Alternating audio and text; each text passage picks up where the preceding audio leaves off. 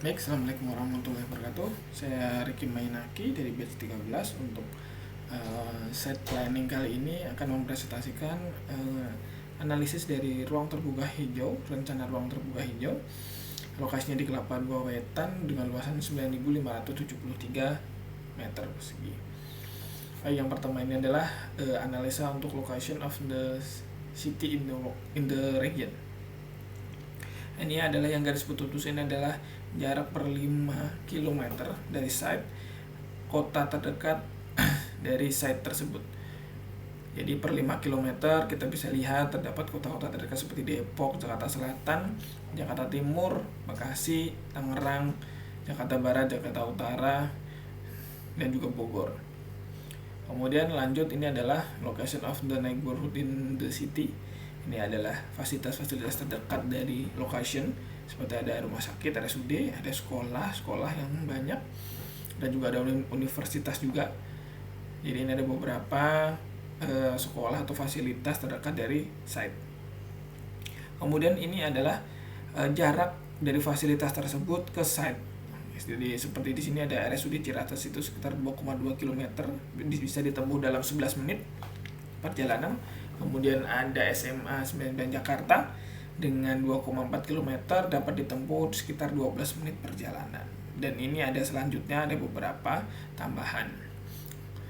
Oke, kemudian ini adalah existing dari zona dari area tersebut, area set. Di area set ini adalah yang RTH 4. RTH 4 ini memang dikhususkan untuk ruang terbuka hijau. Ini kita dapat dari Jakarta 1 karena di sana cukup komplit. Kemudian ini ada pedestrian dan vehicular traffic.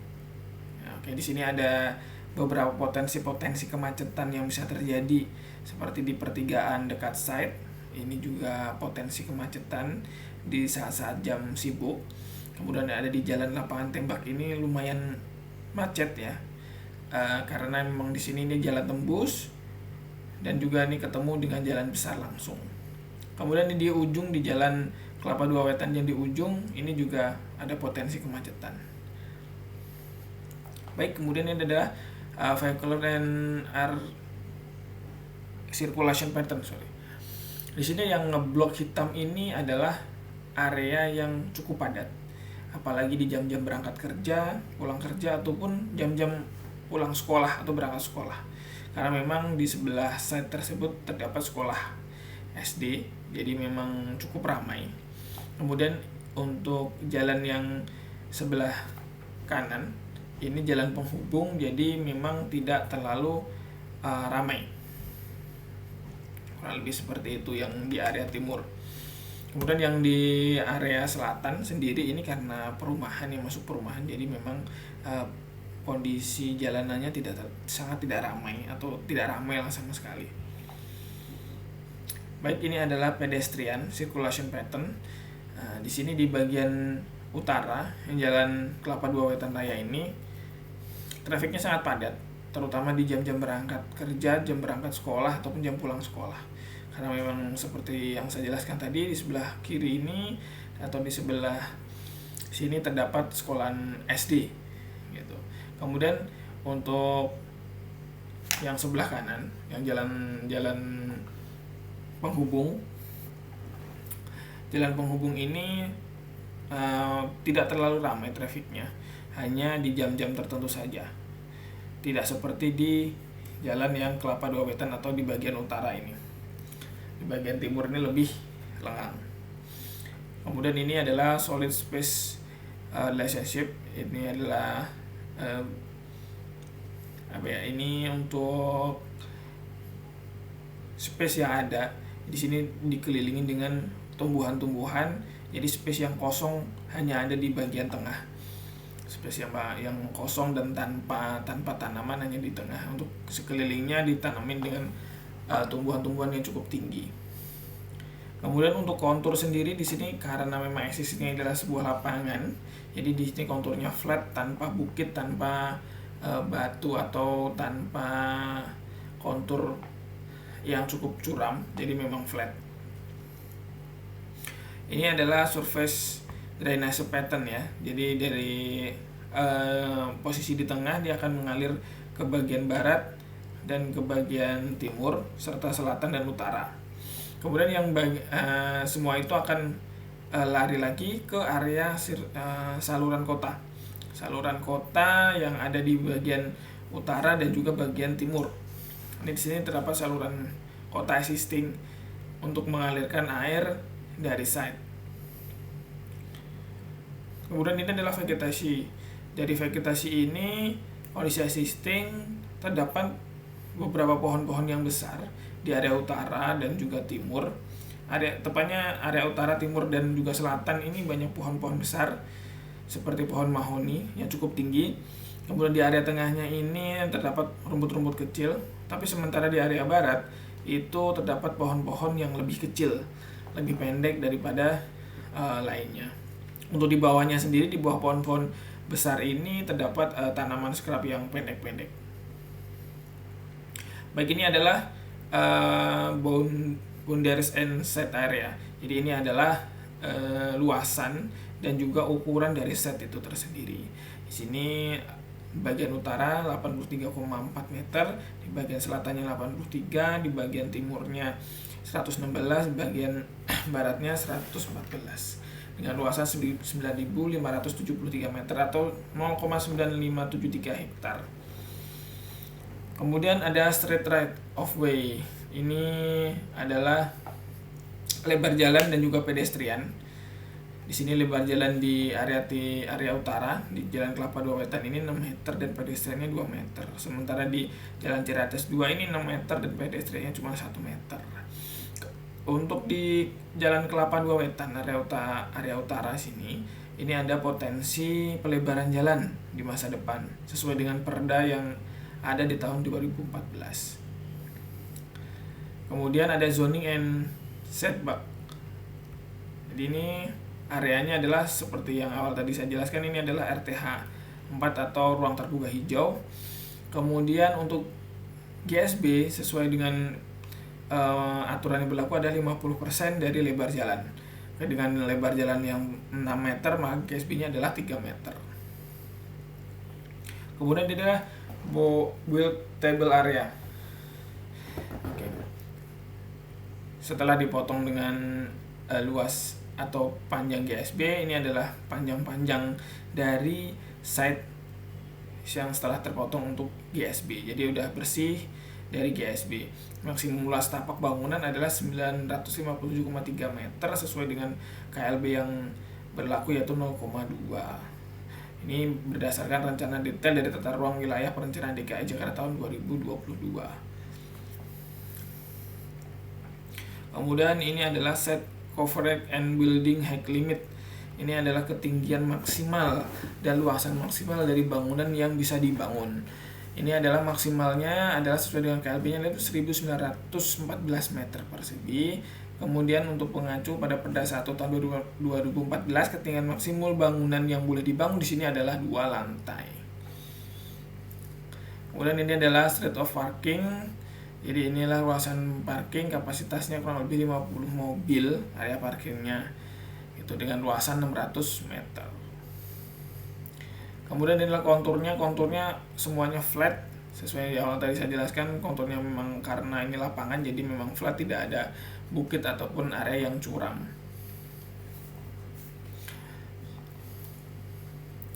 Kemudian lanjutnya, ini adalah vegetasinya terdapat pohon-pohon mahoni dan juga pohon-pohon yang pendek dengan ketinggian 1,5 sampai 2 meter, dengan pohon mahoni sekitar 4 meter. Untuk tengahnya ini kosong tanpa pohon, hanya ada rumput-rumput pendek. Onset feature, jadi di dalam site-nya tersendiri itu ada satu rumah existing di bagian bawah, di bagian selatan pojok itu ada rumah batu bangunan existing. Kemudian di bagian selatannya juga ada drainase, ada got existing yang kecil, dan juga di bagian barat itu juga terdapat got kecil untuk mengalirkan air ke bagian utara atau ke drainase existing dari tata kota. Kemudian ini adalah offset feature. Oke, di bagian utara di sini terdapat papan zona sekolah karena memang dekat dengan area sekolah. Kemudian ada juga rambu-rambu kecepatan, ada pemberhentian bis. Kemudian ada signage toko besar di seberang jalan. Kemudian untuk di area timurnya itu ada rambu-rambu kecepatan juga, kemudian ada panel fiber optik, dan juga ini adalah pagar resisting kombinasi antara besi dan juga beton. Kemudian ini adalah pedestriannya. Di area utara bisa dilihat untuk area utara ini tidak bisa dilalui sepeda karena banyak tiang-tiang listrik dan juga fiber optik, dan akan ramai di jam-jam tertentu. Kemudian untuk yang area utara yang nempel dengan site itu sangat bisa dibilang trafiknya lumayan tinggi dikarenakan ini untuk jalan keluar masuk atau jalan yang sering dilalui anak-anak sekolah atau orang tua yang menjemput anak sekolah.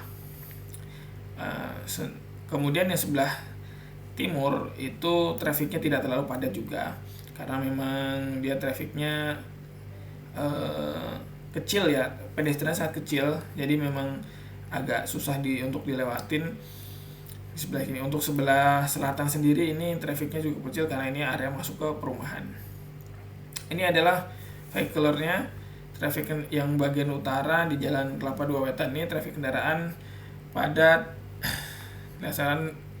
dikarenakan jalan utama atau jalan besar dan menjadi akses utama. Kemudian ada tempat pemberhentian bis juga di bagian utara. Kemudian di bagian timur ini jalan tidak terlalu padat dikarenakan jalan menghubung menuju ke perumahan. Untuk di bagian selatan sendiri ini sangat tidak ramai atau selenggang karena ini hanya area masuk ke perumahan. Ini adalah listrik dan juga fiber optik. Ya, untuk simbol L ini untuk listrik dan F untuk fiber optik. Jadi memang di sini fitur-fitur yang ada existingnya itu ada beberapa tiang-tiang fiber optik dan juga tiang listrik di sekeliling area site, khususnya di bagian utara dan juga bagian timur. Nah, untuk water and shower itu saluran pembuangan terbuka di sepanjang jalan, lebar 1 meter dengan kedalaman kurang lebih 1,2 meter. Melihat kondisi existing di depan rumah atau di pinggir jalan tidak terlihat meteran air sehingga diasumsikan untuk penggunaan air menggunakan sumur bor. Oke, kemudian ini adalah view into the site. Ini adalah view dari rumah makan di seberang rumah makan seafood. Kemudian untuk B ini view dari area toko Alfamidi. Kemudian C ini view dari area trotoar di pinggir jalan. Kemudian D ini view dari komplek perumahan. Dan di area timur dan juga utara ini view masuknya terlihat pohon-pohon besar yang mengelilinginya. Kemudian ini views from the side, view dari side keluar. Untuk area timur dan utara ini viewnya luas, tapi hanya terhalang dengan pohon-pohon dan juga tanaman-tanaman scrub pendek.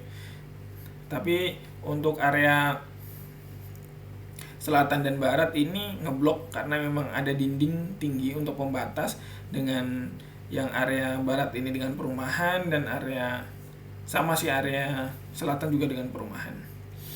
Kemudian ini adalah view quality from various side position. Jadi memang pandangan-pandangan yang bisa kita lihat seperti ada nomor 1, 2 sampai 6. Untuk yang ngeblok ini memang pandangannya terbatas karena memang terhalang oleh dinding-dinding masif, sementara untuk yang garis-garis kecil ini pandangannya cukup luas karena tidak terhalang dengan dinding masif.